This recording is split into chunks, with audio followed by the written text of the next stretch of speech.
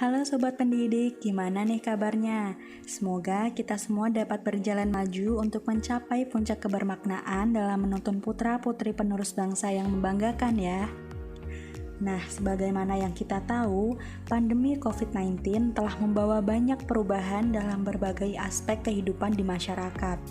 Mulai dari cara berpakaian, berkomunikasi, berbelanja, sampai dengan cara belajar dan mengajar di dunia pendidikan juga mengalami banyak perubahan. Pandemi COVID-19 secara masif memaksa perubahan pendidikan di seluruh dunia untuk dapat berevolusi secara cepat melampaui batasan-batasan yang dipaksakan oleh peraturan pemerintah yang menghimbau masyarakatnya untuk tetap berada di rumah untuk menekan angka pertumbuhan positif COVID-19. Berlawanan dengan banyaknya aspek yang mengalami penurunan akibat pandemi COVID-19, teknologi justru mengalami banyak peningkatan.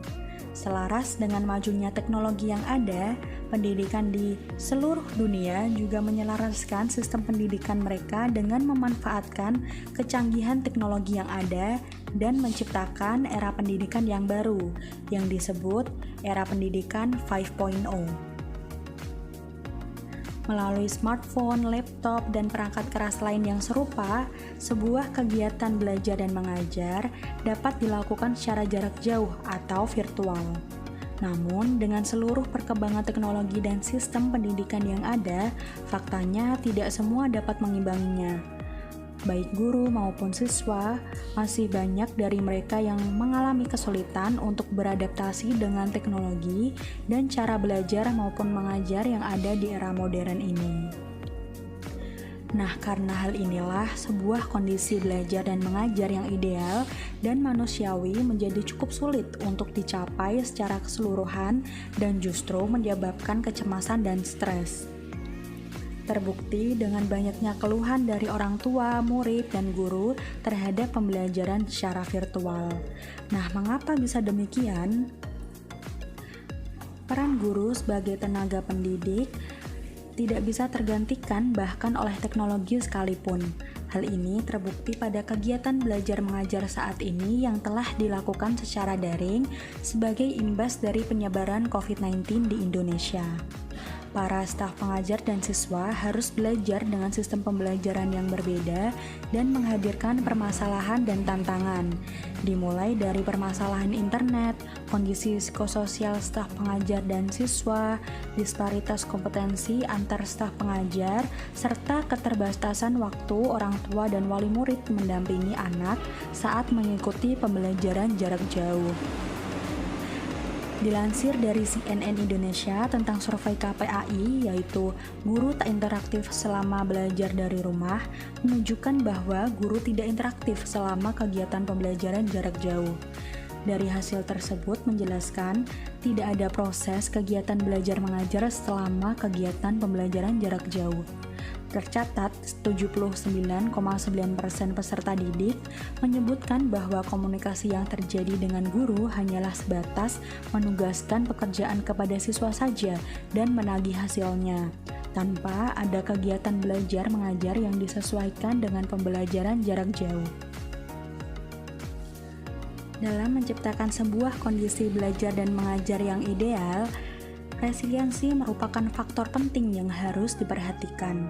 Dari hasil observasi kami di lapangan, kami menemukan bahwa banyak guru-guru sekolah dasar yang memiliki tingkat resiliensi yang rendah, sulit beradaptasi dengan kondisi modernisasi yang semakin berkembang pesat, kesulitan dalam meregulasi emosi untuk dapat terus maju menghadapi dinamika perkembangan pendidikan, dan pesimis dengan kemampuannya dalam mengajar dan self-efficacy yang rendah.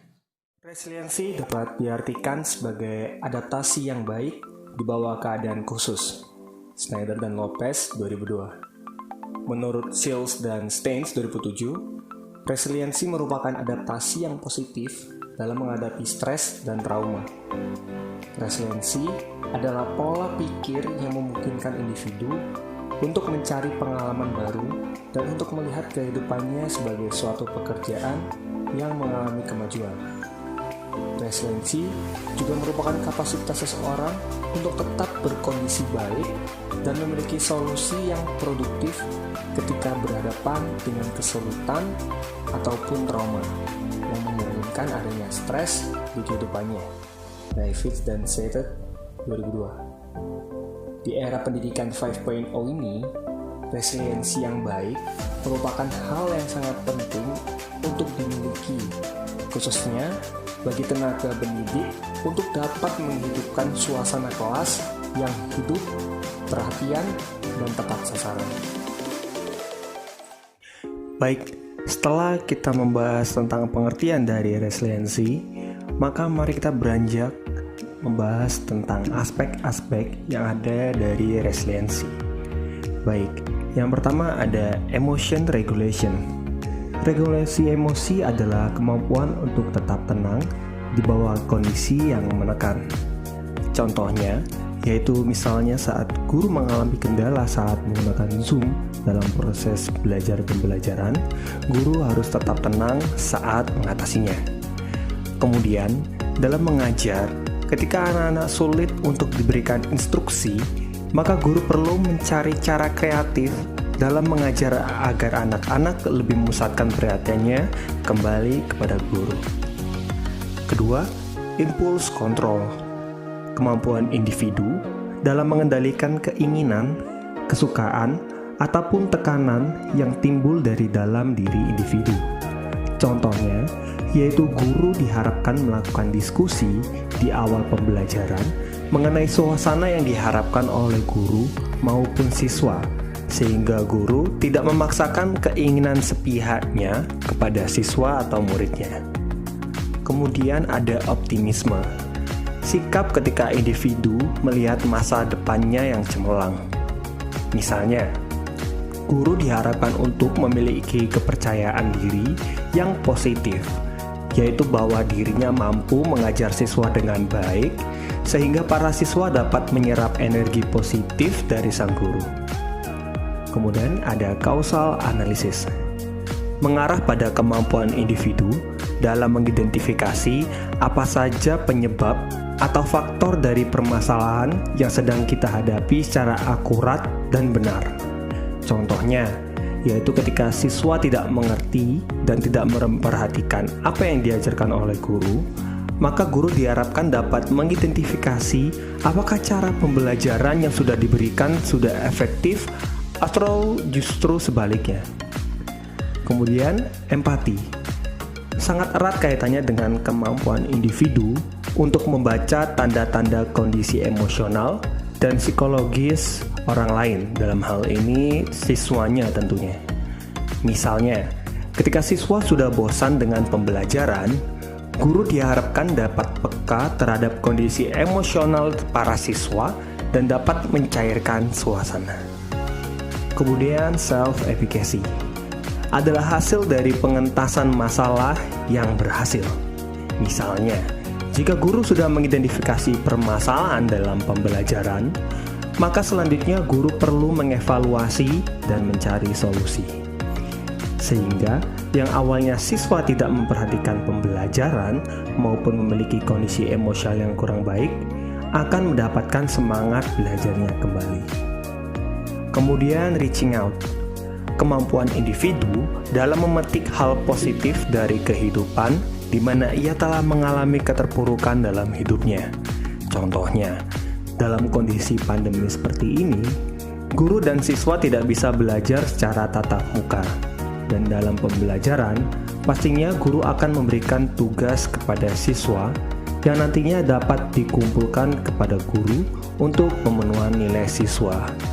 Namun, ada saja ketika siswa tidak mengerjakan tugas yang diberikan dan guru tidak dapat menghubungi siswa maupun orang tua siswa, maka dari hal tersebut dapat diambil pembelajaran bahwa perlunya komunikasi yang intens antara guru dan siswa sehingga hal tersebut dapat diminimalisir.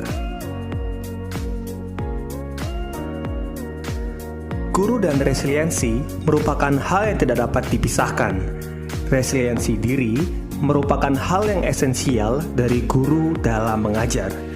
Terdapat 3 hal penting mengapa guru yang resilient sangat dibutuhkan. Pertama, dalam sebuah pendidikan, tidak mungkin untuk sepenuhnya mengharapkan peserta didik untuk dapat resilient apabila guru yang merupakan role model utama dari peserta didik tidak menunjukkan kualitas diri yang resilient. Kedua, profesi sebagai guru pada saat ini merupakan pekerjaan yang sangat dibutuhkan demi kemajuan peradaban. Perubahan fokus tentang cara guru mengatasi masalah yang dahulu mengenakan pendekatan stres dan burnout kepada resiliensi diri dapat memberikan perspektif yang menjanjikan mengenai bagaimana guru menjaga motivasi dan komitmen dalam keadaan yang berbeda. Perubahan fokus ini juga dapat menyajikan intervensi yang lebih efektif pada kejenuhan mengajar guru. Yang ketiga, resiliensi yang diartikan sebagai kapasitas untuk berbalik dari situasi yang sulit sangat berhubungan dengan pengabdian yang tinggi. Efikasi diri dan motivasi merupakan hal yang sangat penting untuk meningkatkan semua aspek pada kehidupan anak didik.